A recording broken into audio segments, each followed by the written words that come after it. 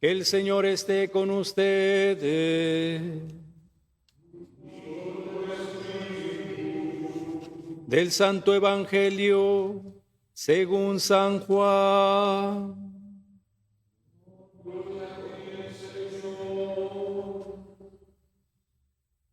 En aquel tiempo Jesús dijo a sus discípulos: como el Padre me ama, así los amo yo.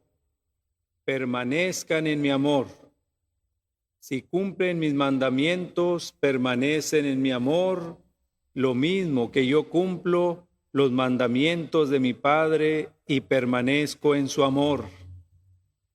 Les he dicho esto para que mi alegría esté en ustedes y su alegría sea plena. Palabra del Señor.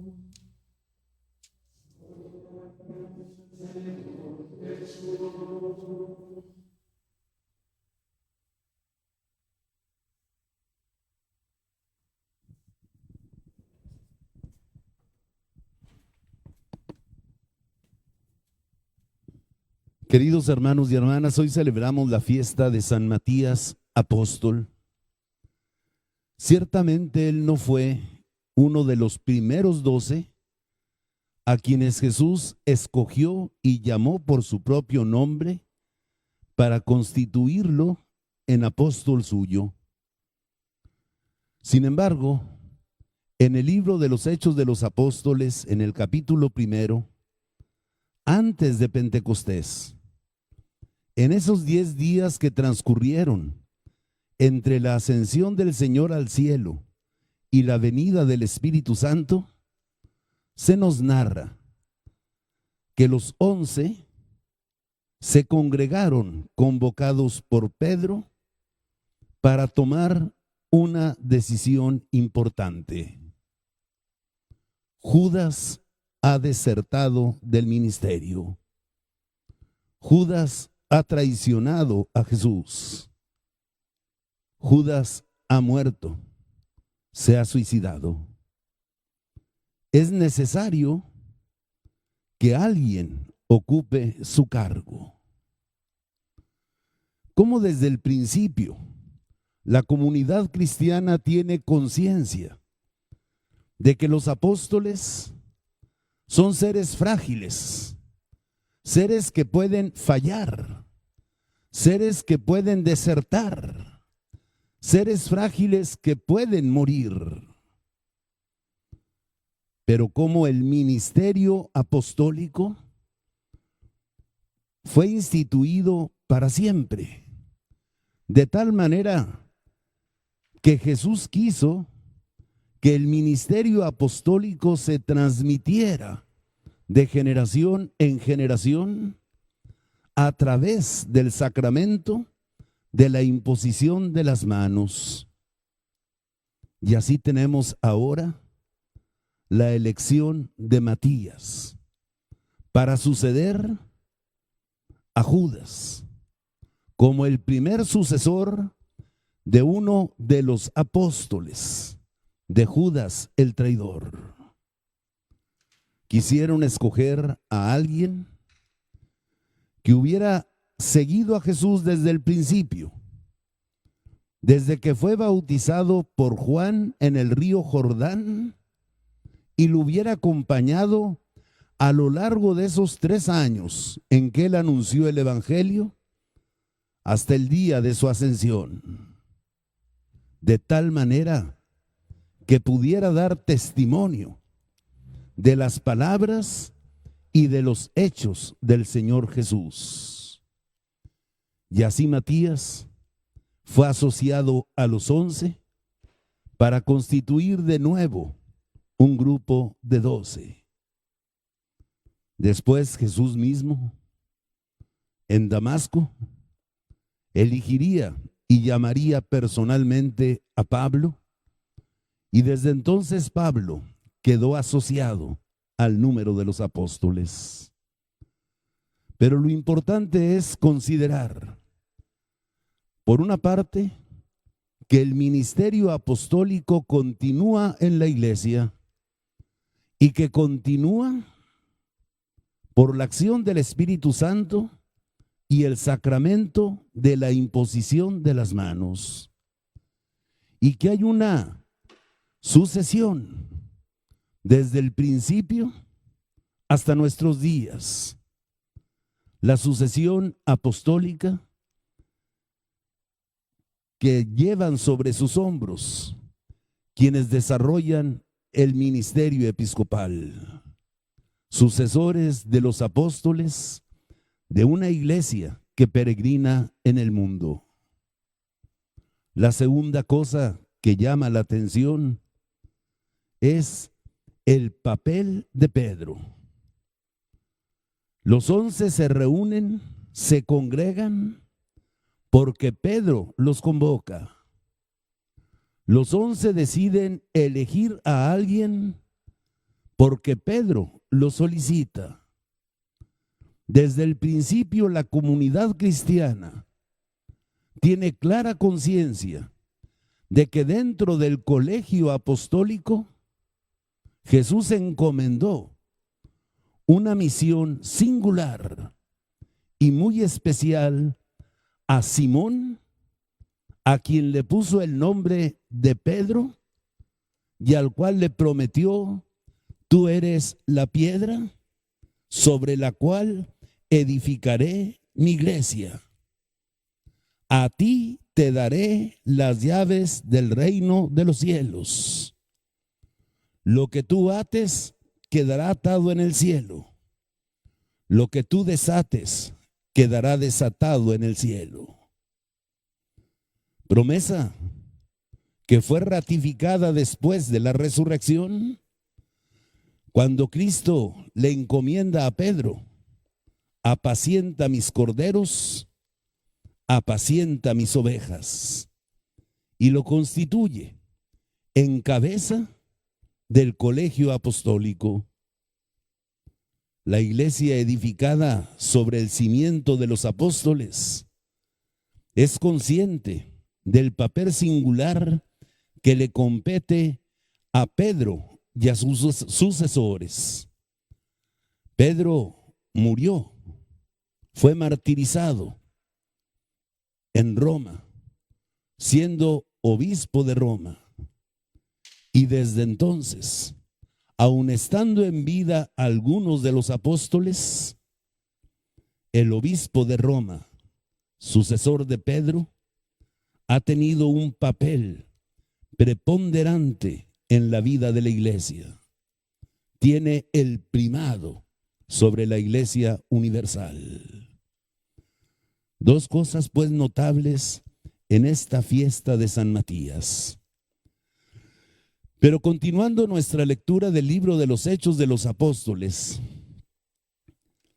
nos habíamos quedado ayer en ese altercado, en esa violenta discusión que se desató entre cristianos provenientes del judaísmo y cristianos provenientes del paganismo. Los que provenían del judaísmo exigían que para poder ser admitidos en la iglesia tenían que primero asociarse al pueblo de Israel por medio de la circuncisión y del cumplimiento de la ley, de la Torá.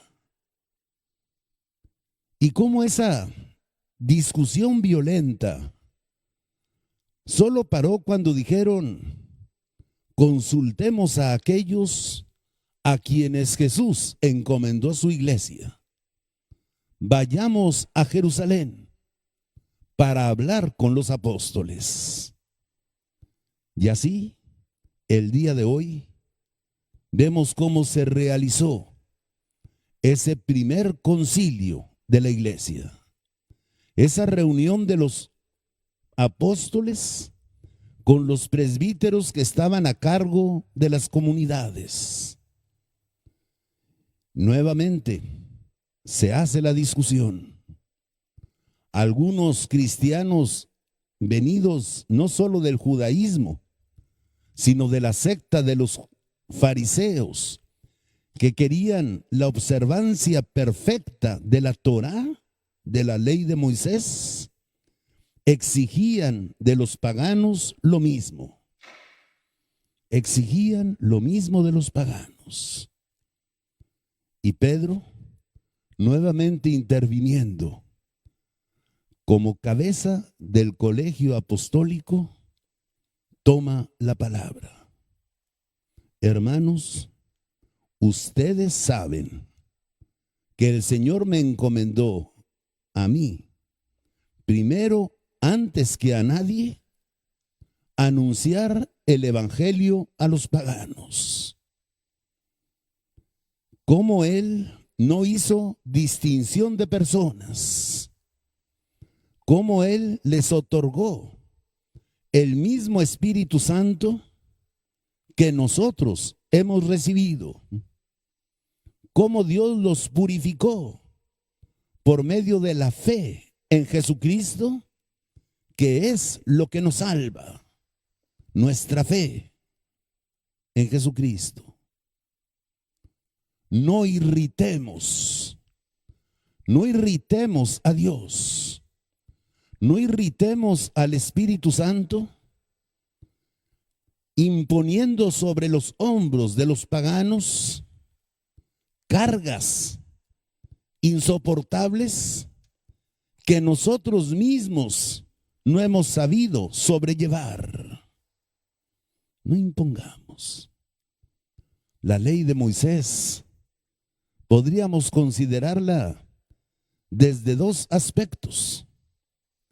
El código de la ley que Dios escribió en piedra en el monte Sinaí y con el que Moisés bajó para establecer la antigua alianza.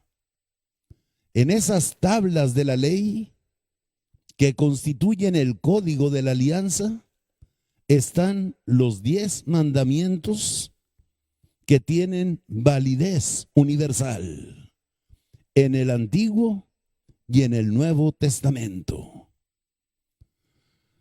Pero para los fariseos y para la mayoría de los judíos, la ley no se circunscribía a esos mandamientos fundamentales que Dios dio en el Sinaí, sino que la ley comprendía todo el conjunto de prescripciones que se dan a lo largo de los libros del Pentateuco, los primeros 5 libros de la Biblia que fueron atribuidos a Moisés. Y entonces eso es un sinnúmero de prescripciones, a veces difíciles, insoportables para cumplir. La ley del descanso sabático observado a pesar de cualquier otra cosa. Jesús mismo se rebeló contra eso. La ley de las purificaciones rituales antes de las comidas. La ley de la purificación de los vasos. La ley de limpiar por fuera los platos y las copas, aunque no se limpiaran por dentro. La ley del levirato, que mandaba que si un hombre moría sin haber dado descendencia a su esposa, el pariente más próximo del difunto estaba obligado a casarse con la viuda del difunto. La ley que prescribía que las mujeres adúlteras fueran apedreadas. La ley que mandaba ojo por ojo, diente por diente, vida por vida. ¿Cuántas prescripciones del Antiguo Testamento? ¿Cuántas prescripciones del Pentateuco que han quedado invalidadas para constreñirnos a lo esencial, al código de la alianza, tal y como fue escrito por el dedo de Dios en las tablas de la ley, los 10 mandamientos. No irritemos al Espíritu Santo, imponiéndoles cargas que nosotros mismos no hemos sabido soportar, que hemos tratado de evadir. Impongámosle lo esencial. Después de que Pedro toma la palabra, Pablo y Bernabé narran su experiencia misionera entre los paganos y la respuesta de esa fe fervorosa, convencida, entusiasta, en medio de persecuciones, en medio de grandes tribulaciones. Y Santiago, otro de los 12, toma finalmente la palabra para decir: Pedro ha dicho, y tiene razón. No podemos obligar a los paganos ni a circuncidarse, ni a exigirles el cumplimiento total de la Torá. Que se abstengan de la fornicación, uno de los 10 mandamientos, que era muy común en el mundo pagano. Que se abstengan de la carne inmolada a los ídolos, que se abstengan de comer sangre, que para ellos era el signo de la vida.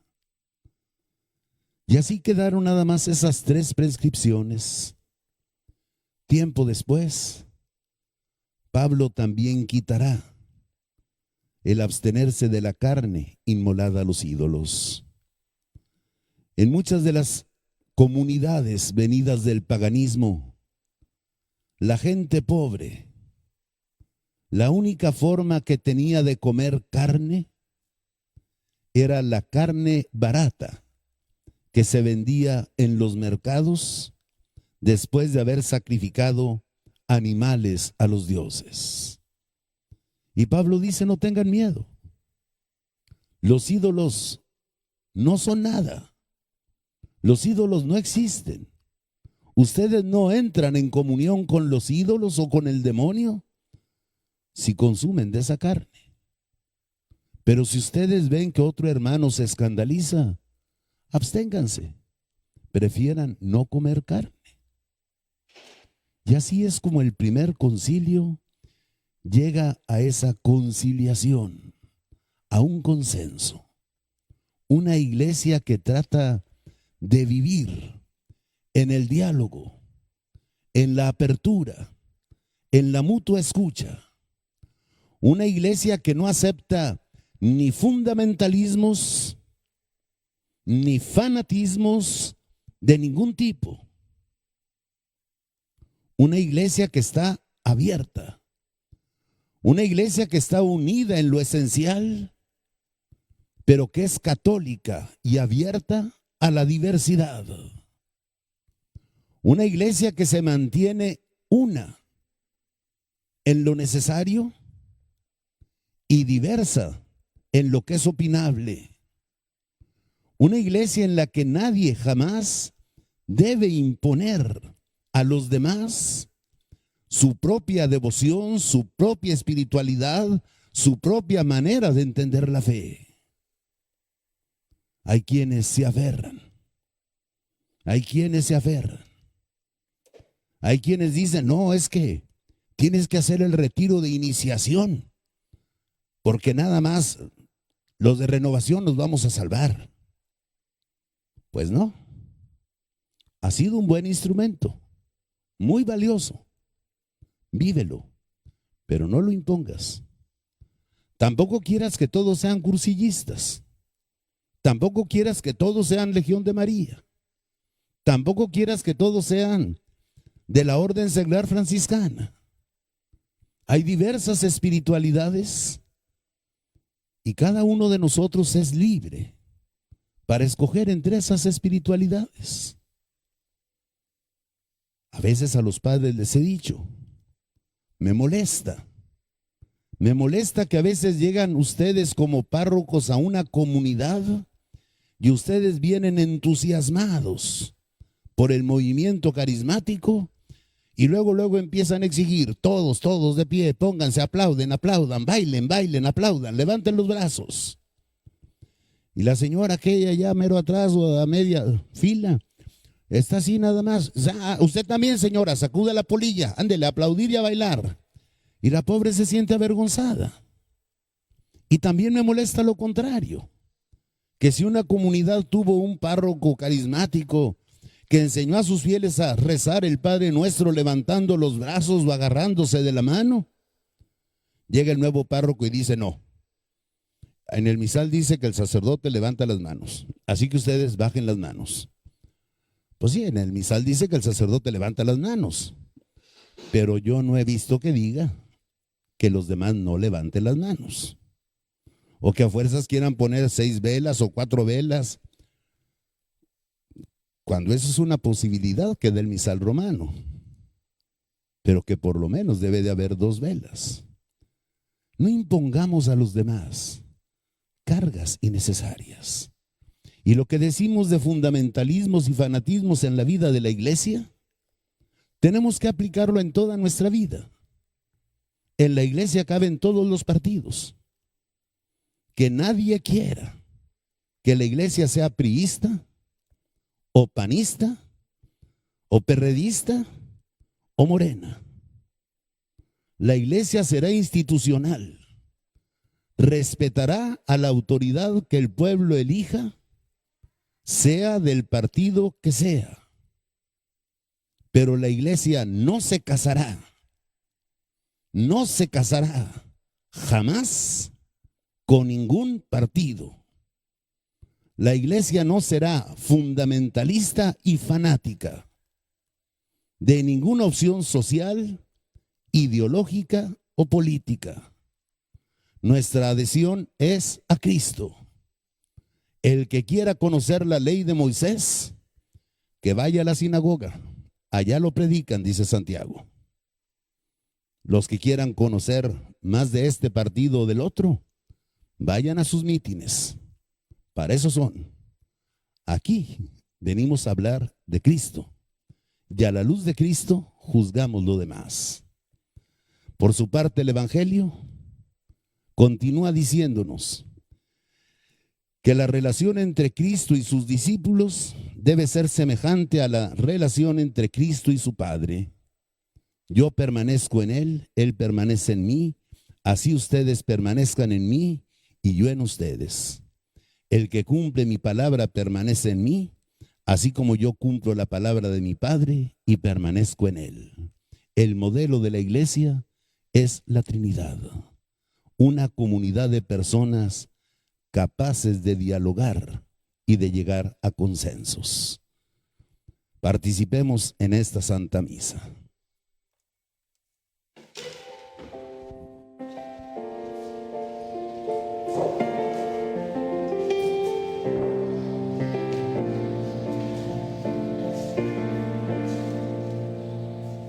Entregamos este pan